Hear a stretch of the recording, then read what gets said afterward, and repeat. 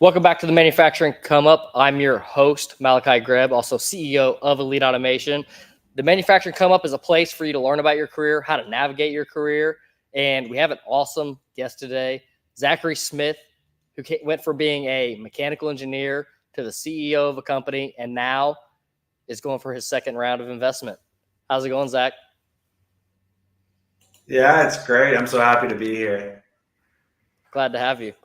So definitely, I always admire somebody who has went from, the 9 to 5 and has changed and converted their career to being a business owner, an entrepreneur. You're an entrepreneur in the tech space. Tell us a little bit about where you're at right now. Yeah, for sure. So right now, physically, I'm located out in California in San Diego County. So surprisingly, it's actually not that great weather. I know all over North America right now, it's pretty cold. And yeah, I'm CEO of Mata Inventive. We are focused on Industry 4.0, artificial intelligence, for industrial operations, everything from CNC machining, plastic injection molding, recycling facilities, the full gamut. Gotcha. And so explain to the audience a little bit more about what exactly it is your company does. Yeah, for sure. Actually, I have here on my desk, might help a little bit. So this is a little IoT box. To see in here, there's embedded systems. So we write firmware for these devices, and these devices connect to different pieces of equipment within a manufacturing facility. So it could be we add peripheral sensors to this to collect temperatures, proximity, to get in real time how a machine is functioning. Also connect on deeper levels. I know you focus a lot on like PLCs, so we can get data out of PLCs, different controllers, and then we aggregate that data onto the cloud and do like real-time analytics to help do alerting, efficiency reports with our artificial intelligence engine. So companies can remain more profitable, find bottlenecks, put their cash towards reinvesting in their operation versus burning it in areas where they don't need to be. Yeah, absolutely. I think it's inevitable that machines just get smarter as we go along into the future. And, the most intelligent machines will be the machines that end up surviving long term. The first step is those who don't automate, they have to automate. And then after they automate, they need to start making their devices smarter and more data ready. Yep, definitely. And what's cool is depending on not everything will be automated. So there's like the human machine interface. Some things are very people driven still, and we help collect data on that side of the thing so people know how to help their employees run more efficiently. And some things are completely automated. So how do you help with like feedback loops, precision control, so those processes can run more efficient? And then there's the in between where you have human machine where they're working together. How do you identify like where the bottleneck within that type of process could be? And then across an operation, you might have that full range of like fully manual to fully automated. So it's a complex problem, and no two operations are the same either. So right, absolutely. So what got you into doing smart manufacturing and getting involved in this sector of the industry? Yeah, it's a great question. So it was an evolution of many different things, I would say. So I was always really just passionate about like math, technology, science, STEM. I know a lot of people are. So I blindly went into engineering as a career path I studied in Boston at Northeastern University, where I got a dual degree in mechanical engineering and tech entrepreneurship. I always knew I wanted to be involved on the business side of the technology, where they wanted those like really like the foundational learning. And at the program I went to, they have a co-op program, it was a 5-year for my undergrad, but within that 5 years, I took 2 full years of full-time work experience. So like after my first 2 years of study, every 6 months, I was 6 months school, 6 months work, 6 months school, 6 months work, 3 times. And that was just incredible. Like that was really the starting point where I got to learn all different facets of different industries, different technologies, from LED lighting to electroplating of electronics. to lithium-ion battery manufacturing. Those were like the three areas I learned in college while I got my degree. And it wasn't so much even learning about the industries, but the different facets of that go into like manufacturing and engineering a product. Yeah. I then, sorry, you have a No, question? yeah, I think it's the co-op portion of that is like extremely valuable. I didn't necessarily do like co-op program, but I worked doing system integration my entire time throughout college, and just like being able to go to school and then go to work and doing something in the relative field. I was either able to go back to school and have questions like for the professors, like, hey, what about this? Or, hey, I'd like to learn more about, this on the PLC or how to two different PLCs communicate with each other. So like these questions that would arise, and they would come from the fact that I was like going to work and then transitioning back and forth between the two. And then I would go to work and I would have learned something at school that I can directly apply to something at work. So then I got this sense of, what do you call it? Not urgency, but the sense of importance for like what I'm learning in school versus like, I'm just learning this thing I'll never use. I couldn't agree more. Like, I don't know if I would have stuck with engineering if I didn't get the opportunity to work and learn like the application of engineering during my education. So like as a starting point, I think that was the most important thing to get me where I am today. So anyone that's thinking of, it doesn't even have to be just engineering, but like really within any form of education and like career direction, is taking the time to work and get experience, because it's going to do one of two things. It's either going to say, hey, like I actually do like this, it's going to reinforce that, and then you have the feedback loop with school, like you said, or it might say, hey, this isn't for me. And it's better to learn that earlier on than invest 4+ years of your life to a degree that ultimately you're not going to leverage due to like personal choices and desire. So I think it's a great starting point. Yeah, absolutely. Yeah, another unique thing too is like when you went to college, you kind of had the idea that I'm going to do something business related, or I want to do something with the involvement of the business side of things. And I think a lot of people don't necessarily go into college with that type of mindset. Either maybe they don't think about it, maybe don't even think about it as an option. And I think it's something that's an extremely valuable angle to think about potentially doing. Yeah, and I think it's very accessible for those that are going like through the university route, because alongside your major, there's open courses as part of like a traditional liberal arts that they kind of force you into. And I used those open credits and like hyper focus on the business side of things. Yep. So I think instead of taking maybe random, like if business becomes of interest on top of the technological degree, then I think you could stack those additional coursework in that focus area. And I think like for engineering, there's program management, there's just like financial stuff to learn. There's so much more outside of engineering that engineers use day to day. So I think it's a good area to focus on for sure. Yeah. And I think that also it's like to be careful of like just not use like whatever the tailored version of those classes are. Cause like a lot of times those classes are a little bit like predefined in what what they like, hey, like they want you to do like these classes, even the elective ones. Some of those elective classes, there's the option to take classes outside of what the normal elective is. So even whenever you're looking at like that elective list of classes, sometimes you can even go outside of that and say, hey, I want to do this thing. It's like somewhat similar to this other thing that is on the list. And a lot of times you can get approval from the advisors at the college. Yep, and I did part of that too. Is you could like put together your own minor, or you could, like you said, like find coursework that is you could bring into your own studies. So for sure. Yeah, because I did the exact same approach that you did with like I used all my electives towards another degree, and so then that way, whenever I graduated, I had like 2 more semesters with like 3 classes each, and then I graduated with another degree. What were the 2 degrees that you ended up with? Industrial automation and robotics, and industrial technologies. Yeah, amazing. Yeah, really cool. Yeah, absolutely. So how much of a role do you feel that the business side of your degree played in that, in your career?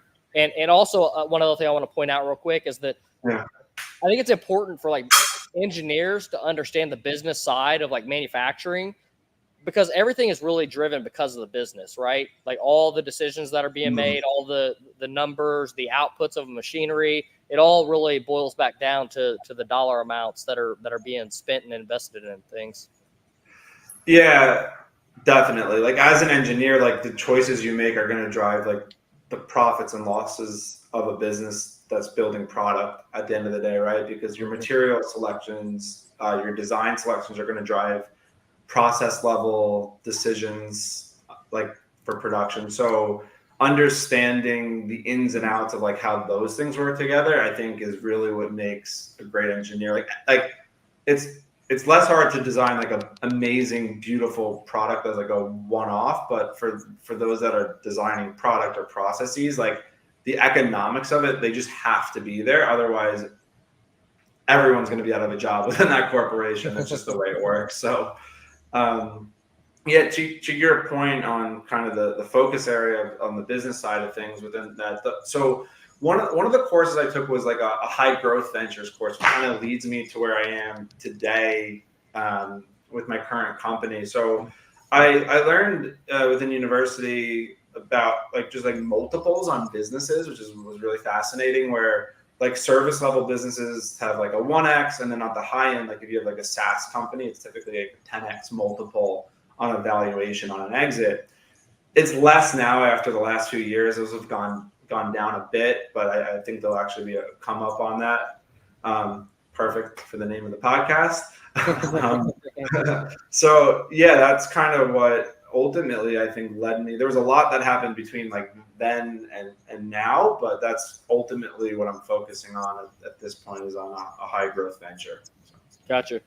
So going back to like the college days, what did a course like that look like? Yeah, it was, so the engineering there. So I went to Northeastern University, and within the university, there's a bunch of different colleges. So there's the engineering and the business colleges are two of the biggest, maybe the biggest. There's a big nursing program, but the colleges work together to put together these integrated programs, which I found really interesting. Mm-hmm. So when I was taking the business courses, the degree was provided through the engineering department, but it was all through business professors that work to tailor the courses to people in like technology. Yeah, so there were some basic principles classes. I had luckily done some of those in high school and got credits for it through like local community college, which is also for anyone that is strong on the academic side. Like the more you could preload with community college coursework, APs, like that could really save you a lot of money and progress you like more rapidly through your, like you could get a master's in the time you would get an undergrad, or just finish your undergrad sooner, or spend more time towards the work. So that's a really great tool to use. But the professors came from industry. Like the professor that really made a difference to me, he had worked for Gillette for a while, done a lot of stuff on like the razor blade model, which is a well-studied like case on give the razor away and sell the blades, right? Blades, yeah. So and then they had a program that I learned through the university. This is great too, is like if you have entrepreneurship programs through your university. And it was called NEU Idea, and it was an accelerator program for businesses. And I actually went through that accelerator. I learned about it through this professor, and then went through that accelerator after I graduated, where I was able to access grant money, advisors. It was amazing. It was monumental in kind of starting up, because I'm sure, as you know, like the startup is the hardest part of a business in the early days. Yeah. So what was your transition like out of college? Like what did you initially do? And I guess for that. So I graduated in 2013 May, so over a decade ago now. And before I did anything, because I worked through all of college, I went to Europe for 40 days. So that was really fun. Nice. And then I was like, I'm never gonna get a break like this again. So I took some time off, and I had a bunch of fun. And then I packed up my car and I moved to California. The January before I graduated, I got a job at an aerospace company in a place called San Luis Obispo. So I always wanted to move out here. Fortunately, like my lifestyle and career growth was lined up, where I really like surfing, mountain biking, but I love technology, and California is a perfect spot for that, for me at least.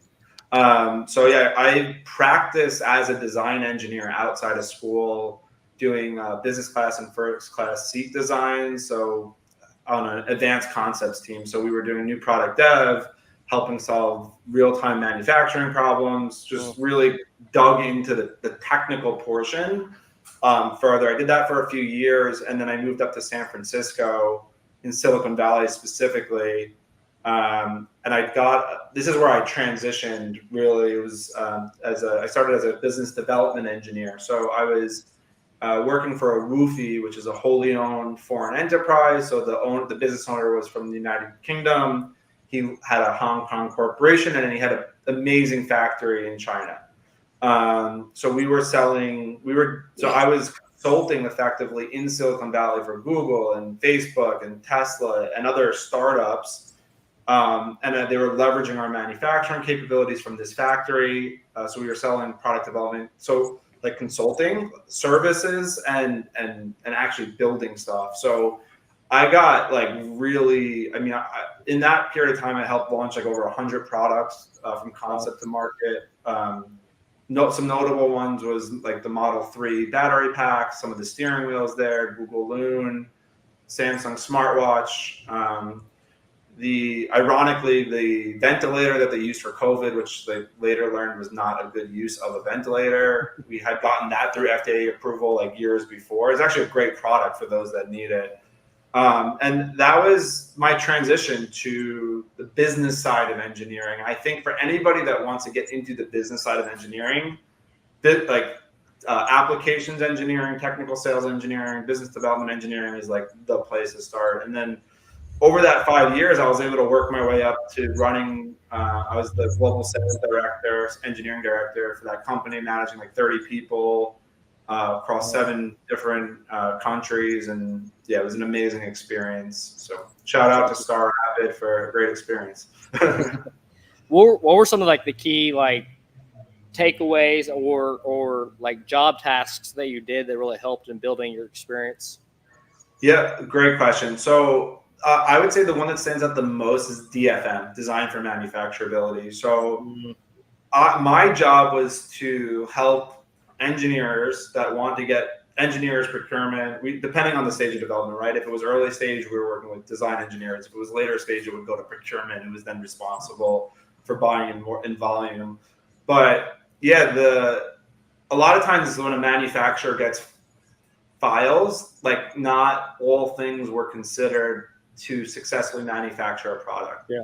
So there's a period of DFM, Design for Manufacturability, where the manufacturer gives technical feedback back to the engineering team on recommended changes to either make it manufacturable because it's not, or things that are going to be driving high amounts of cost or potential like quality issues. So I would work at a very technical level with these engineers to maximize the probability of success. Gotcha. For their part. And when it comes to like the product design side of things and then going to manufacturing, like some small things like a circular corner versus a square edge corner can make a huge difference in the feasibility of manufacturing.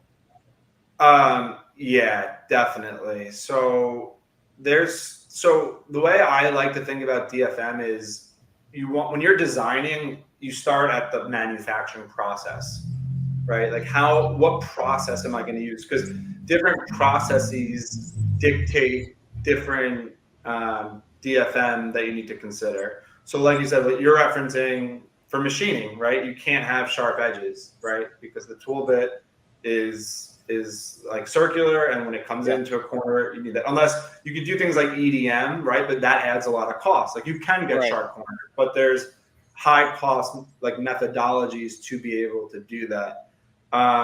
Versus like I did a lot of plastic injection molding as well. So like the DFM for that is completely different than for CNC machining. So that's back to the like for sure it really need to consider what the capabilities within that process is for when you're designing. Yeah, absolutely. Yeah, and I think it's like it's a whole entire different sector and just like the understanding of like, you know, that process. Like one of the key things that I heard you point out was, sometimes you're working with the product developer or you're working with the procurement person, depending on where you're at in the life cycle of the product. Yeah. Right. And a lot of people don't really get the window to see inside of like these processes to give them like a bird's eye view of, oh, okay, that's why, the procurement person's evolved at this stage. This is why I'm dealing with the developer during this stage.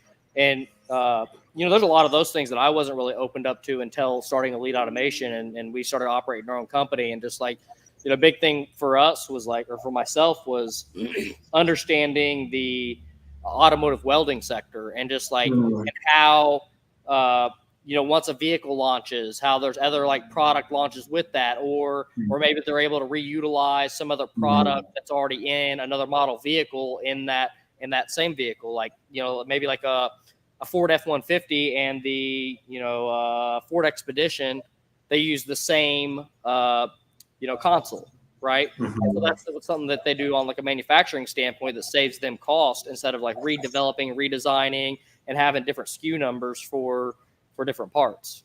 Yeah, for sure. Like part consolidation, and I'm working on a project right now where this came up this week, where it's like we want to use this part because it's used in 3 other places. So that's super applicable. I think the best thing someone could do is if YouTube's a great resource. So if you're hopping into design, that's a great if you can't answer like how it's going to be manufactured, you probably shouldn't start on the design until you resolve that portion of it, because otherwise you might have to redo everything you did from the beginning, unfortunately.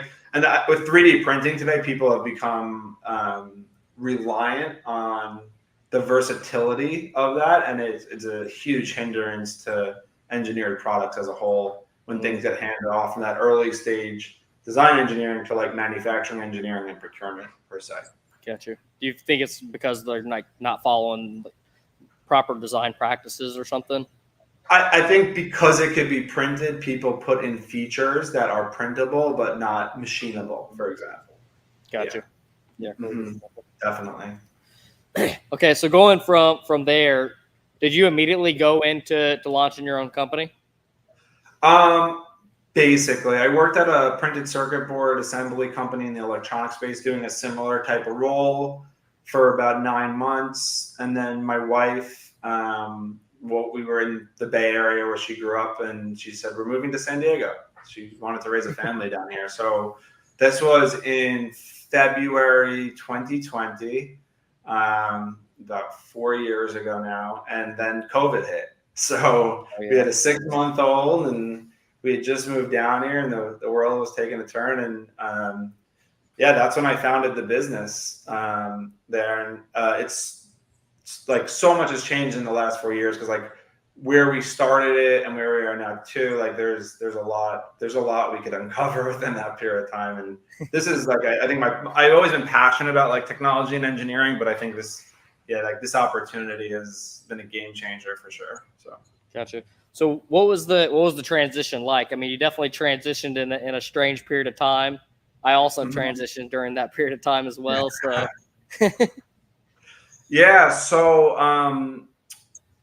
I bootstrapped the company from the ground up. So I had used my skill sets to land some just like consulting contracts, which wasn't necessarily the long-term goal and plan, but how to make ends meet. And I love product development, as you could probably tell.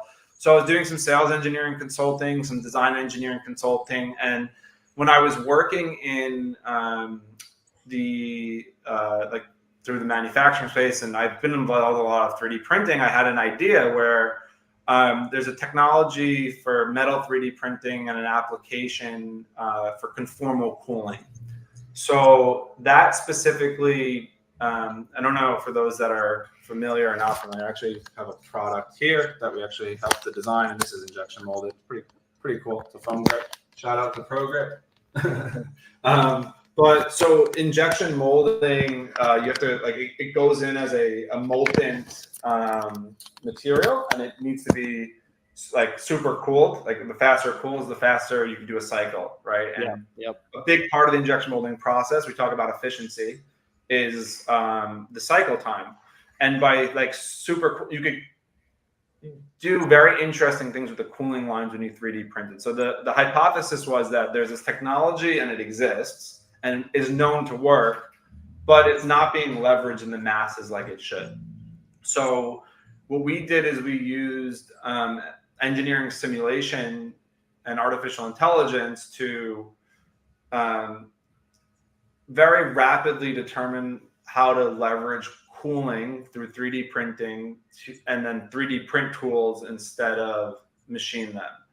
So at that point, I put together a business plan, and we went out and raised a seed round to start building the technology. So I mentioned before I went through the accelerator program at university. So I was involved with that. We got some grant money. We did some prototype. We built one. We validated it. So I was able to go to an investment, like some like angel investors, and raise around that. And there was a very unique piece of the technology on the IoT side where we said, well, why don't we embed sensors in these tools and create a model where we could validate the performance improvement and do like a cost savings model. So we're measuring the cycle time, we're measuring temperatures, pressure. So there's like quality and yield. There's so much involved in that. So the product had multiple facets to it. We ended up filing a patent. So we're waiting to hear back from the patent office on that. But in doing so, when I raised, I was able to partner with my co-founder of Meta Inventive, the gentleman, Dr. Yen. He is a PhD in precision controls, robotics, and artificial intelligence. And he was working on similar technology for the CNC industry. And that's where we merged our two companies, because he was looking for a partner more in like the business operation side. I was looking for a technology expert to help build the product. And that happened about 18 months after I formed the original company. So yeah, I mean, Very nice. Yeah, I mean, it sounds like that was like a good move for you and for the both of you. I think that that's something that's important and should be thought of. How has that relationship been so far, and how has it helped on the business? Yeah, it's like a second marriage, to be honest. Like, it's great. Like and until I experience it, like I think in our case, 1 + 1 = 3. Like there's no way. Like even if I had a second me or he had a second hand, like we just have a different skill set, and there's just like a really nice overlap. And we work really well together. Like I've just continued to be amazed at his capability to build amazing product. Like he does firmware development, back end, front end, and artificial intelligence on top of that. So like having like that support to be able to go out to our customers and see what they're looking for, and build products around kind of what's going to drive value for their business. And like we have a really nice engagement model now where we've been able to like have a foundation of like strong scalable product, and we're starting to move on to the next phase of the business after working with a dozen companies very closely in about 4 different countries over the last several years. Gotcha. Yeah, I think that it's very common for individuals to start companies and be a product person, right? Mm-hmm. They're good at like the execution. They did the thing for so long, and so they're like, okay, I'm gonna start a company doing this. But then they go and they start the company, and they don't have the business development side of things. They don't, maybe they're not good at sales, or they don't have those relationships. So there's a huge impact in being able to either find partners or find other individuals within your company that you hire into your company that can really help close some gaps, because it can be significant. It can be life or death of a company. I couldn't agree more to that. So I've had situations where I've failed several times previously finding the the wrong partner. And I think that for those that are going to take the entrepreneurial route, there's like two things I could say. That is, having a partner is a million times better than not in a business, with diverse skill sets. But like, and just because I learned like someone else might have the skill sets to do a task or build something or do sales, or it doesn't mean that that would make them a good partner. I think that it's really important to find another entrepreneur in that process, because it's an additional skill set that it's required at an early stage of a company effectively. I was saying, there's just like a whole like side of like desire, drive, like all those things will come out of like this individual who's more like entrepreneurial. It'll be somebody who's like, they're striving for like the vision of this thing, right? Versus like somebody who just has a good skill set in something. They may not have that drive to like want to work extra hours or want to, go out of town or whatever the stretch is. Yeah. I mean, I never knew. I hadn't before this like found someone that was willing to like put in that extra effort. But like, I mean, we both have gotten very little sleep, and he's gotten even less than me like over the last few years. Like, I mean, he's up till 2 or 3 a.m. every night. We were up at 6 a.m. for a meeting this morning. So it's just like, that's and it's not a right or wrong thing. It's just like just some people want to do that and some people don't. But the reality is, if you're starting a business, I've never met someone that isn't like. It seems like it's almost like you have to do that. Unfortunately, it's for a period of time to make things work.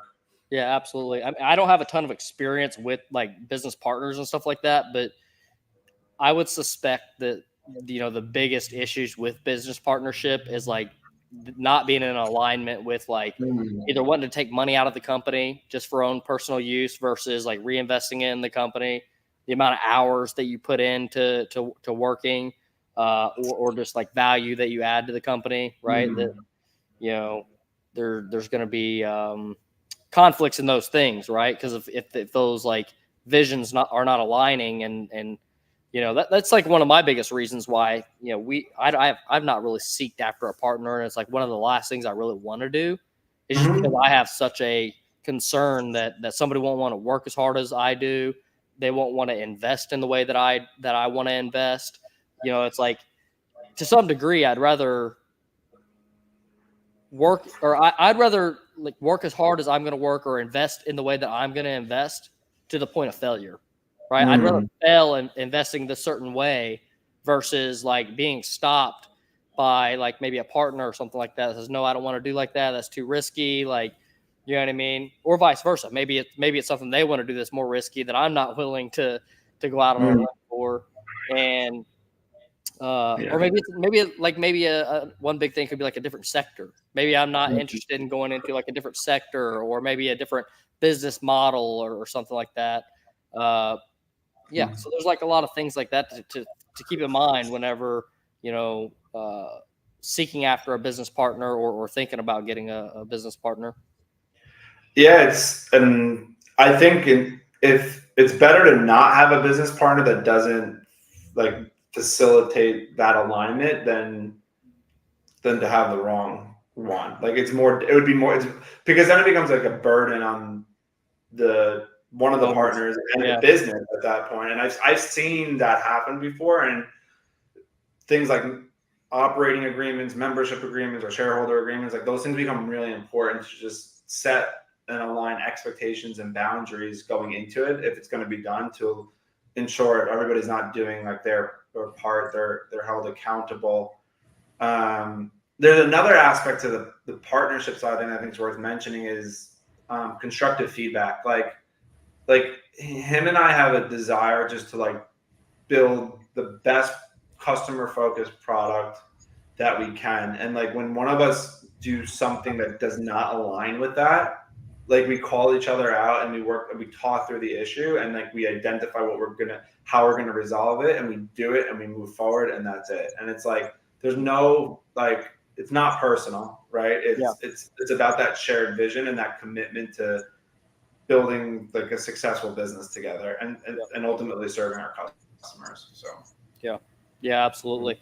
Yeah, it's like as we've hired more skilled individuals into our company, there's been a lot of times where I've had to kind of step back and take some feedback from an employee that's like, hey, we should handle this way, but just being open and accepting of that of feedback and being able to shift maybe some characteristics that you have, or maybe it's some decision that you're trying to make.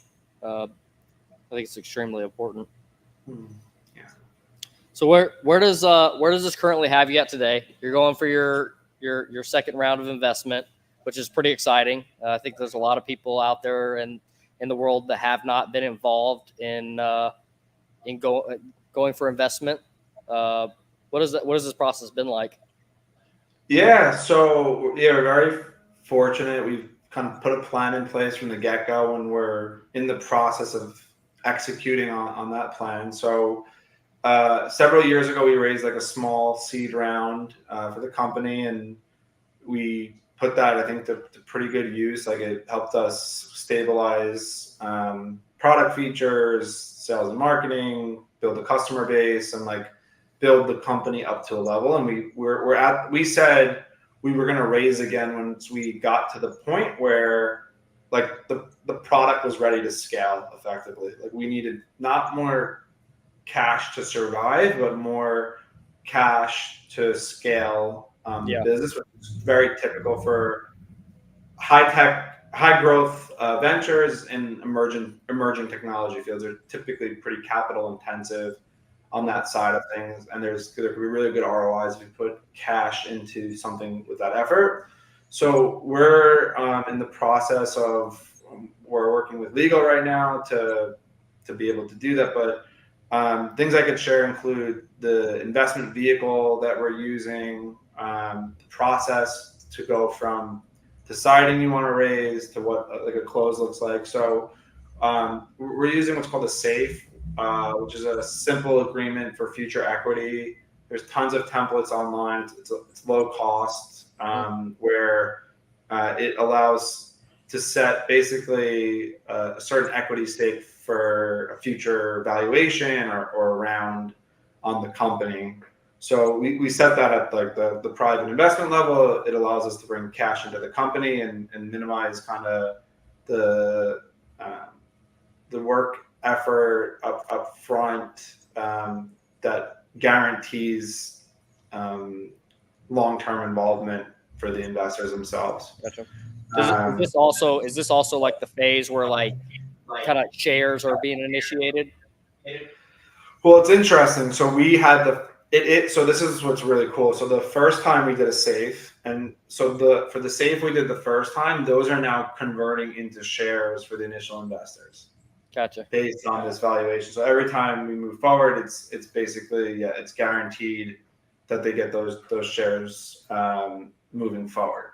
So so we have certain investors that are going to be official shareholders, and then the new ones we bring on, it's guaranteeing their place in the company for the next phase of growth. And we'll plan to raise a Series A in the next 12 to 24 months for probably the final raise we'll do of the company before we do, hopefully, if we're fortunate, like another growth effort and then an exit from the company at that point. So, gotcha. So what is the difference between like the phase of investment you're in now versus a Series A? Yeah, so it's really like the amount of money. I think I'm not an expert in this, but I believe there's with the IRS and securities laws, like depending on the amount, it just goes into different categories. So the SAFE is allowed up to a certain, I think it's like up to around $1 million, and then thereafter you would, I think it would go directly into a share, because you're starting to get into bigger dollars, you're getting to bigger equity amounts. Yeah. So it would go into like a more like controlling interest, board seats, stuff like that. Whereas at these earlier stages, like because the SAFE is for less amount, like those type of positions are not necessary to give up within the company. Gotcha. Gotcha. And then from like a Series A to an exit, what does that kind of look like? Well, I haven't. Well, my partner's had an exit before. They were acquired by another company that like leveraged their technology and is doing straight like very well. So for us, what I could say is we believe that there's certain large corporations that will be able to like that are already using technology like ours, but are able to deploy it at 10 to 100x the cost of what we do. Yeah. So we believe that there will be an opportunity for like a larger industrial company that can acquire the company and the technology and build it into their portfolio that will help them have an evolution to their next phase over like decades to come. Yeah, because I mean, there's a lot of companies that are developing like IoT type of devices, and like Ballant has some IoT devices, and something like this is, I would assume, somewhat similar to put it into their portfolio. Yeah, so I agree. There's a lot of IoT devices out there. I think what is a little bit different is like some of the things we have a little bit different is we do a lot on the API side in and out with like other software. So we don't do just machine data. We do like corporate data, finance data, materials data, scheduling data, and then we have an artificial intelligence engine. So I look at this as like this empowers what like the value we're able to provide, but this isn't the value, right? This just enables the data extraction, which is very in and of itself it's like I said, it's its own company.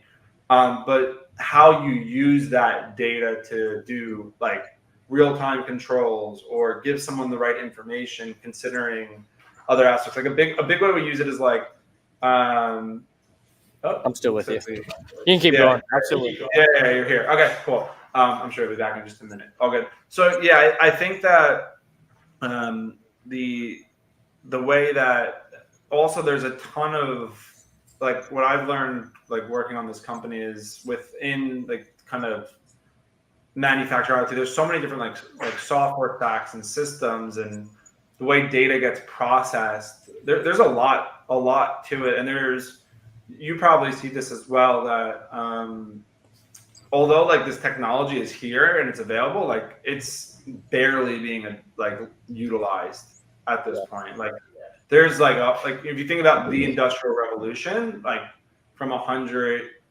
years ago, like we're still in a large part operating in the same manner, and I honestly believe like this is going to be another like we're at the very start of a new industrial revolution right now. Yeah, absolutely. Yeah, I mean, there's a lot of like data like within manufacturing, like machine level, where people are still taking production numbers down on paper and reporting it back to the office and have to manually enter them into computers.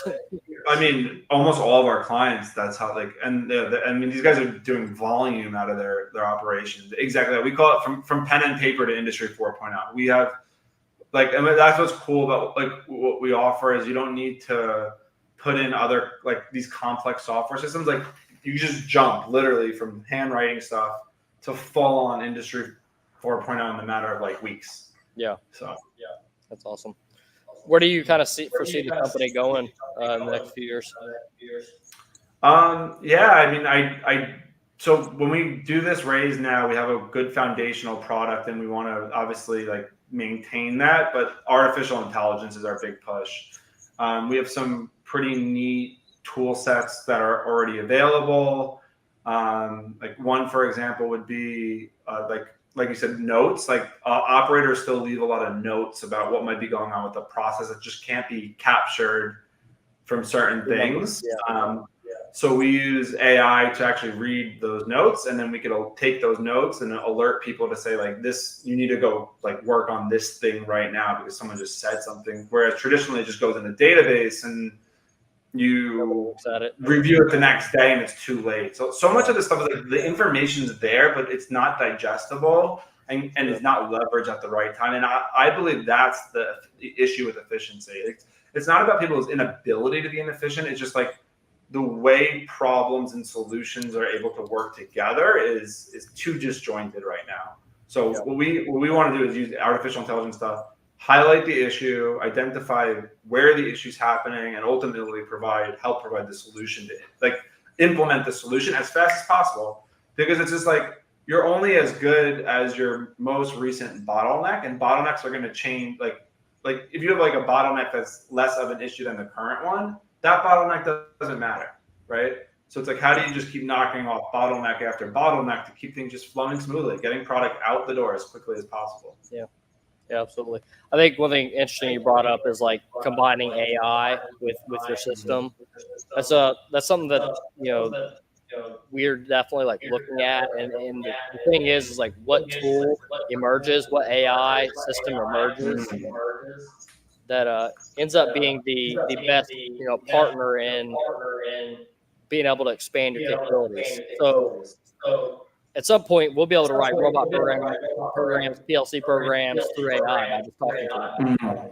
But it's about building like a layer along with the AI, and the AI landscape's going to change very quickly. And so what our partner is in that is going to be based on who's kind of a leader in that space. Yeah. So you feel like the writing of the programs is like the most applicable use case for the AI in what you do? I would say so. Yeah. Yeah. Well, it's interesting. I mean, have you tested stuff out? Some stuff, like a little bit, yeah. It's okay. Yeah, it's just definitely not up to par. Yeah. I bet you there's have you tried to upload your own programming dictionaries before making requests? Not really. Did very little. Yeah, I think if you like were able to acquire like a text-based dictionary of the program, like the PLC programming language you're using, and then prompted it, I think you might get fantastic results. Okay. And that might be readily available now, Gotcha. We can work on that. Yeah, we should link up. I was doing some stuff yesterday with that where it was like wasn't able to give an answer, but as soon as I fed it the background information, it was like, it was good. Figured it out. Yeah. It's kind of funny. Much faster than us. I was having an argument with AI the other day. It was trying to tell me it couldn't give me some data, and like here's the data I can give you. I say, okay, cool. Well, you can give me that data. I said, I don't care about what you can't give me. I said, give me what you can. Yeah. Who won the argument? I gave up on the AI. It's got rules. It only does certain things for sure. Yeah. So. Awesome. So what are some of the things that individuals navigating their career can kind of take away from these experiences that you've had as a business owner? Yeah, I mean, I'm a big believer. Like we all only live once, and I think it's important to, as early as possible, like iterate through what drives an individual, and that's different for every person.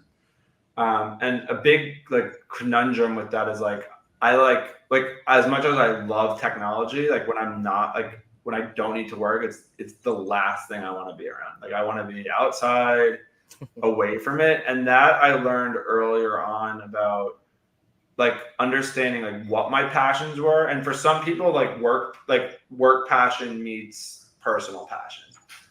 So it's like, okay, I like snowboarding and mountain biking, surfing. Do I want to just like go engineer those products? But it was like, okay, actually, like those don't need to be the same. So I found a passion in product development, like holistically across multiple industries and manufacturing, like separate from that. So I think once I was able to like live with those differences, it let me lean a lot deeper. Like I like more naturally like created this snowball effect where like now I'm in it and there's like no turning back, and I love what I do. Honestly. So you're saying like one thing that you've done is like you've learned to like keep your personal and business passions kind of separate and be okay with that? Yeah, exactly. Like, and I have like on the like certain times of during the day, like it's for my family. Like I really try to separate those items, and on the weekend, like I make sure to just find like time to do those other things that I love that's outside of work. Don't get me wrong. I not unfortunately, but I work on on the weekends still. Like I'm not just doing that, but there's a time and period where I put it down and I'm like intentionally unreachable, because I think the balance of that is also really important. So Yeah, absolutely. I've kind of gotten pretty good at being able to segregate the two. Like when I go home, just being kind of done with like work things. I'm still available in like the chat space and stuff like that. But so I almost have to like reintegrate. Sometimes there's like some like passion things that I want to do that are like business related. And so I kind of like will integrate those in a little bit. So like maybe like one day I took the kids into the shop and was letting them like program around on the robot, like jog the robot around and stuff. And like, so that was like a cool way to like take my hobby of being able to mess with robots and stuff and like mix it with family stuff. I couldn't agree more with that. And my dad had a like web development marketing company growing up. So I was I used to, when I had days off from school, he would bring me around to meetings. I used to love that as a kid. And with my son, like last night I was doing some stuff on the 3D printer, like getting involved with that. And like the educational portion of business is so important. I have one of our neighbors, she's not even in college yet, but I hired her as a technician, and like just being able to like see other people create learn and then like form their own passion for this type of stuff, and realize how fun and cool it is to make neat stuff and to develop. And also like she's seen like the early stage stuff. The stuff we were doing last night was a manufacturing problem that we were working to like resolve effectively, right? Which there's always problems in manufacturing. That's what we do. We just solve problems all day long. Right. Yeah, and it's like super cool to be able to like facilitate that and be part of somebody's like entry and just experience into this industry. Yeah, like that's one of my favorite parts at this point is I think once you realize, now that I have a little bit more experience, like newer people coming, either whether they're doing their own internships. I've hired like over 15, 20 co-ops back at my university over the last decade, but I've been getting some just like nice messages, seeing it's making a difference. So I think for even those that are young, like that's going to be you one day. And it's like kind of a pay it forward type of situation where it's really important for each new generation to just like share and make sure we continue to teach. And it's not about teaching, it's about like creating an environment for people to love what they do. I think is because if you're able to do that, then like the learning and the passion and the quality work, like that'll come as a result. Whether that's in our employees, our partners, or our children. So yeah, absolutely. I think one that's important for me is just presenting the opportunity to people. Like especially if they just like, there's so many people that don't have a clue of like what path to take, like zero guidance in their personal lives. Maybe parents don't guide them for, even tell them to go to college and stuff like that. And so I'm really passionate about anything I can do to try to help facilitate like that issue there. What are ways you do that out of curiosity? Like what have you seen work towards that? I mean, so one of the primary things is like just a podcast. So like doing this podcast and like giving experience to individuals and being able to like hear like the stories of everybody about how they've navigated their career, and then just trying to do our best to expanding like maybe like the notoriety of like the podcast. The podcast is being shared in colleges and stuff now, which is really cool. So that's super cool. But, we're still in the beginning phases of it. Hired some people that are not really from our industry, and we're putting them in like robot programming positions. And so that's a little bit of what we've done. We're still a young company, and so like there's a lot of things that we haven't been able to do just yet. At some point, I'm looking to have like a higher schools and stuff like that. So cool.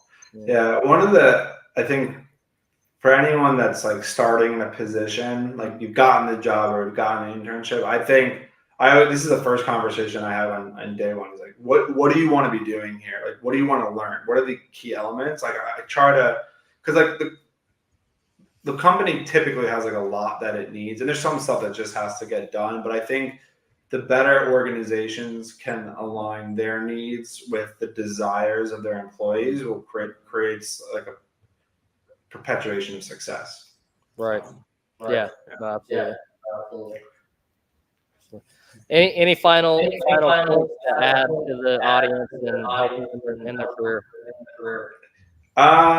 Work hard, have fun, ask questions, don't be scared to fail. You know, like I've made tons of mistakes, and I think what's more important is we can learn, like admit and then learn from our mistakes, and also put into perspective the day to day is really important, easy to lose sight on. Of a lot of times we're not necessarily doing brain surgeon work, and look at the big picture.